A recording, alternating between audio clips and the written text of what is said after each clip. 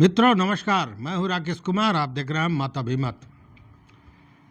मित्रों, आप जानते हैं बार बार इसकी चर्चा होती है कि राज्य में लाखों की संख्या में ऐसे खेसरा हैं जिन पर रोक लगी हुई है। रोक सूची में उन खेसरों को दर्ज किया गया है और इसको लेकर तमाम तरह के हंगामे होते रहे हैं। जो जिन लोगों का ज़मीन रोक सूची में डाल दिया गया है वो लोग परेशान हैं। बार बार इसको लेकर मांग होती रही है, आंदोलन भी हुआ है और लगातार मामले कोर्ट में जा रहे हैं।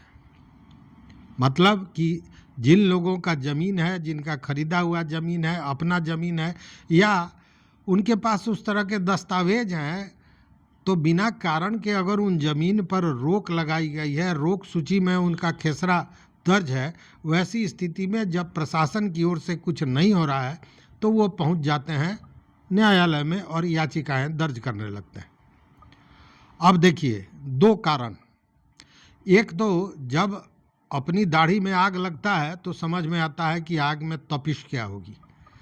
तो लगातार जो ये मामले जा रहे हैं लगातार कोर्ट में, इससे अब विभाग परेशान हो गया है, पहली बात। दूसरी बात कि इतनी बड़ी संख्या में जब खेसरा को ही लॉक कर दिया गया, उसका खरीद बिक्री होगा ही नहीं, तो निबंधन विभाग को राजस्व की प्राप्ति कहाँ से होगी?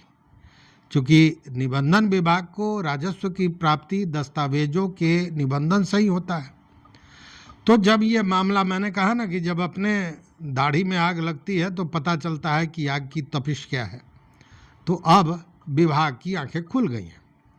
और विभाग की आंखें जब खुली तो उसने एक बड़ा निर्णय लिया और इसको लेकर मद्य निषेध उत्पाद एवं निबंधन विभाग के जो सचिव हैं अजय यादव, उन्होंने एक पत्र जारी किया है।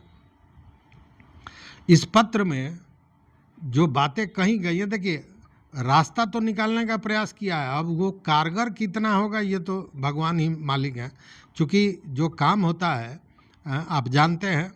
विस्तृत से उस पर भी बात करेंगे, लेकिन अभी देखिए, उन्होंने पत्र में लिखा है कि निबंधन पदाधिकारियों के साथ जो समीक्षा बैठक हुई उसमें यह बात सामने आई कि रोक सूची में जो प्लॉट, जो खेसरा दर्ज है, उसको हटाने के लिए बड़ी संख्या में आवेदन आ रहे हैं, बड़ी संख्या में।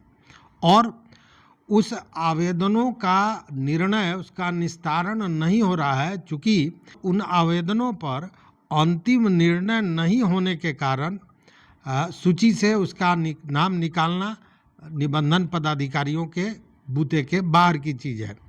तो मतलब कि जब तक उस मामले में अंतिम निर्णय नहीं होता है तब तक किया क्या जाएगा। आप जानते हैं कि जिला निबंधक कौन होता है? जिला निबंधक होते हैं जिला समाहर्ता, मतलब जिलाधिकारी, और जो रजिस्ट्रार होते हैं उनको अवर निबंधक कहते हैं, अवर जिला निबंधक।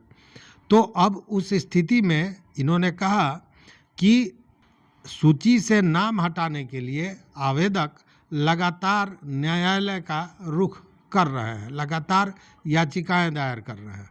तो ये एक अलग दबाव कहीं ना कहीं होगा।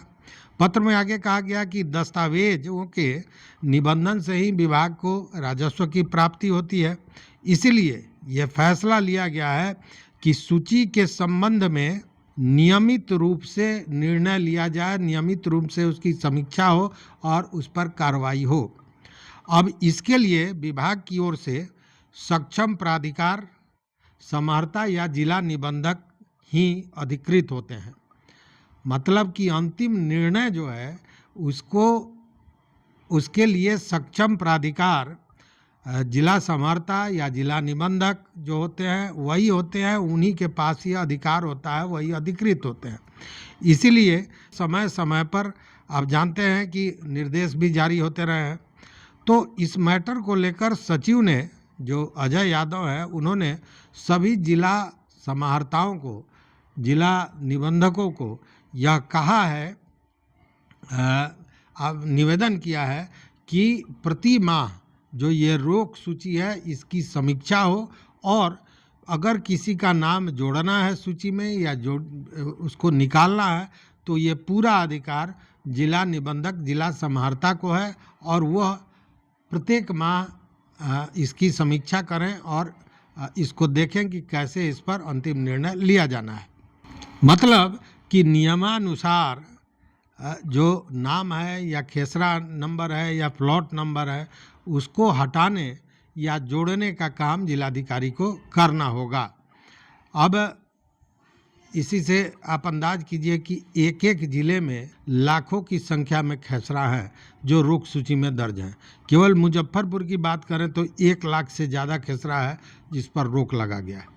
अब जो रोक लगा है वो व्यक्ति जिसकी ज़मीन है वह ना उसको खरीद सकता है ना बेच सकता है।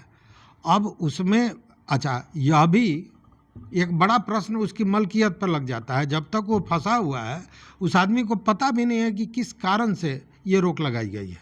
सच्चाई यही है कि उनको, बहुत से लोगों को पता ही नहीं है कि कारण क्या है, क्यों आखिर इसको रोक सूची में रखा गया है, क्यों इस पर बैन किया गया है, उनको पता नहीं है। अब उस स्थिति में मलकियत पर भी कहीं ना कहीं प्रश्न उठ जाता है। उनको लगता है कि कहीं हमारी मलकियत तो नहीं चली जाएगी।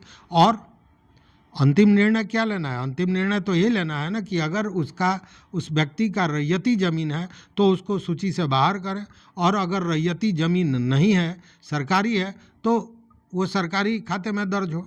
तो निश्चित रूप से मामला तो मलकियत का बनता है और स्वाभाविक है कि इसी को लेकर लोग परेशान हैं, हलकान हैं और बार बार न्यायालय का दरवाज़ा खटखटाने को मजबूर है। तो अब देखना है कि ये जो नई व्यवस्था की गई है इसमें जिलाधिकारियों द्वारा इस पर प्रत्येक माह इसको देखना है, सूची को इसकी समीक्षा करनी है, इसमें जो नाम जोड़ना है, हटाना है, ये सारा अधिकार उनके पास है।